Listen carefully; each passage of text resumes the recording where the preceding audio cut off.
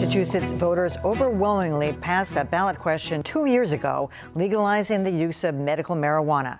But many patients have since grown impatient with delays in the law's implementation. For their part, state officials say they're just being careful and want to get it right.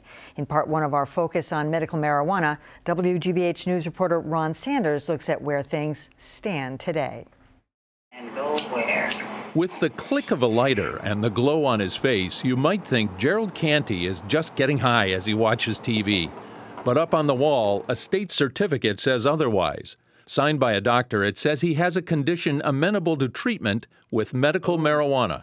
Pain daily, and it varies in different spots. I get anxiety, so I have a hard time just stepping out, going, this is something that's been increasing. Those are some of the symptoms Canty now suffers after losing a leg in a major car crash shortly after serving in the Marines. He also had leukemia, leaving him with pain in his bones and joints. He says marijuana relieves those symptoms better than any prescription drugs. Right now, this is probably a half ounce of medicine. He showed us different forms of marijuana, including a liquefied form, which he says can be inhaled through a vaporizer. He says it would be easier getting what he calls his medicine if the state had not delayed opening the marijuana dispensaries that voters approved in 2012. You kind of do it on your own. Here at the State House, the co-chair of the Joint Committee on Public Health, Senator John Keenan, does not refer to the time it's taken to implement the medical marijuana law as a delay. There's this urgency to get marijuana on the market as soon as possible, but if it was any other sort of drug, any sort of prescription medication, whether it be a painkiller or an antibiotic or whatever the case may be, it would still be in the very, very early stages of research and development. But that doesn't wash with Dr. Peter Hayashi. I'm extremely frustrated. Hayashi was a neuropsychologist and Harvard Medical School faculty member. He says a surgical mistake left him with severe nerve pain and acute sensitivity to touch and temperature changes. Very often, when I have that kind of pain, a small bit of medical marijuana will make it go away so that I could be up, make dinner, read a book, help my son with his homework or something. In recent months, Peter Hayashi has joined other patients protesting at the State House, frustrated that none of the 35 treatment centers or dispensaries the law calls for have opened. Here it is 2 years later, and we have not 35, but we're down to 9 or 11, and none of them are yet open, and there's simply nowhere for me to go. But Senator Keenan says the ballot question that became law was poorly worded, making it difficult for the Department of Public Health to draw up regulations that ensure marijuana use is limited to legitimate patients. And also, other states have not moved all that quickly in going from approval to availability. So I don't know if we're delayed, on track, off track. I think we're being thorough and very thoughtful as we go through the process. But unlike some patients, such as Gerald Canty, Dr. Hayashi has not found a state-approved caregiver allowed to grow and supply marijuana for him. He says that and delays in opening dispensaries are forcing him to break the law. At this point, it's strictly through the black market. It's one of these friend of a friend kind of arrangements, and I have no caregiver. Senator Keenan says he understands, but that patients should be cautious about using the black market. I don't advocate, condone, but I know people will do what they feel they have to do to get the relief that they feel they need. But be careful, and I'm sure the person is, and just be patient. But for patients such as Peter Hayashi, patience is as hard to come by as legal marijuana. Some patients who can't find bona fide caregivers to grow and supply them, Emily, say that's partly because in this state, a caregiver can only supply one patient, whereas in other states that have legalized medical marijuana, they can supply as many as 3 or 5. So what is the DPH or the state telling you at this point? How much longer is this going to be before a medical marijuana dispensary actually opens up and these people can get access to this? Well, it's a good question. And we checked with the DPH last week and this week. Today, as of today, it appears they plan some sort of rollout after Election Day, so maybe as soon as next week. And, oh, what a coincidence. What a coincidence. And what they're saying is that they'll put more applicants into the inspection phase of this process. There are 11 applicants in that process now. Once you pass that, then you can get licensed and get up and running. All right, Ron Sanders, thanks for that. So is the state just being cautious, or is it intentionally dragging its feet? I'm joined now by Matthew Allen from the Massachusetts Patient Advocacy Alliance, one of the groups behind the medical marijuana ballot question 2 years ago, and Dr. Jay Broadhurst, who has a family medical practice at UMass Memorial and actively opposed the medical marijuana ballot question 2 years ago.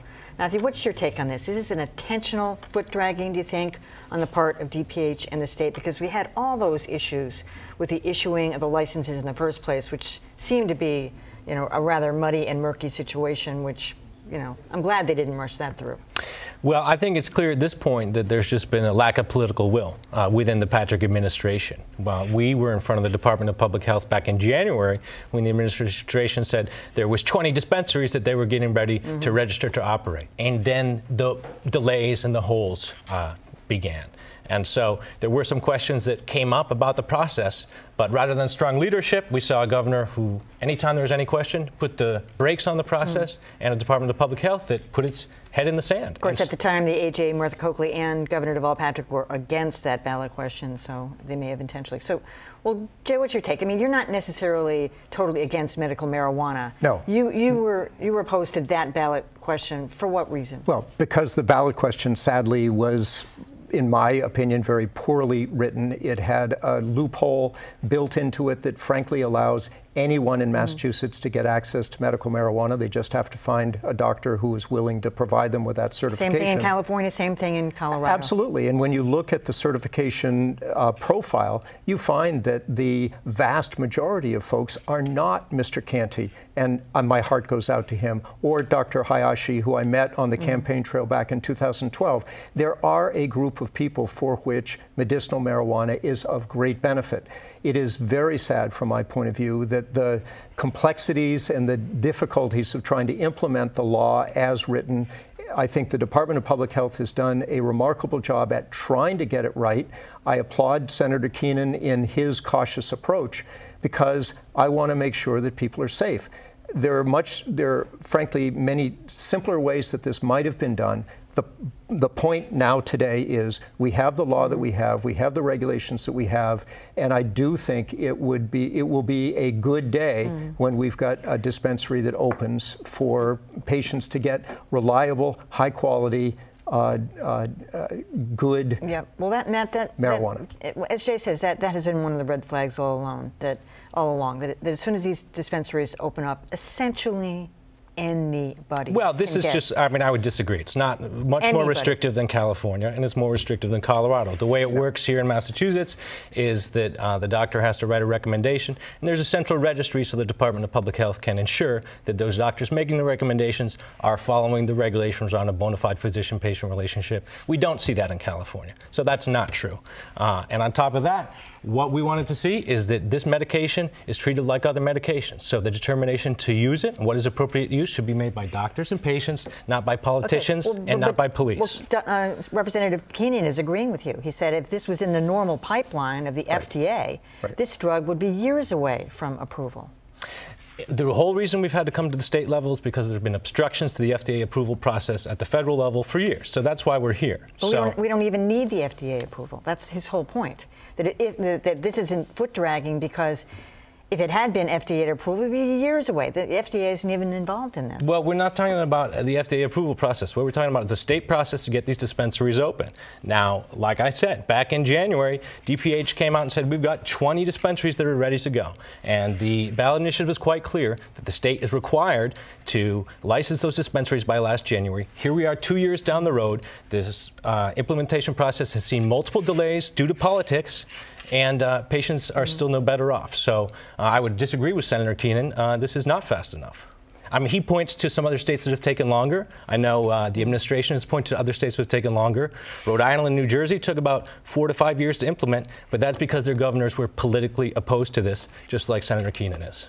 And it took Maine several years to roll out their program as well. That's not actually correct. Well, the bottom line is we want to keep patients safe.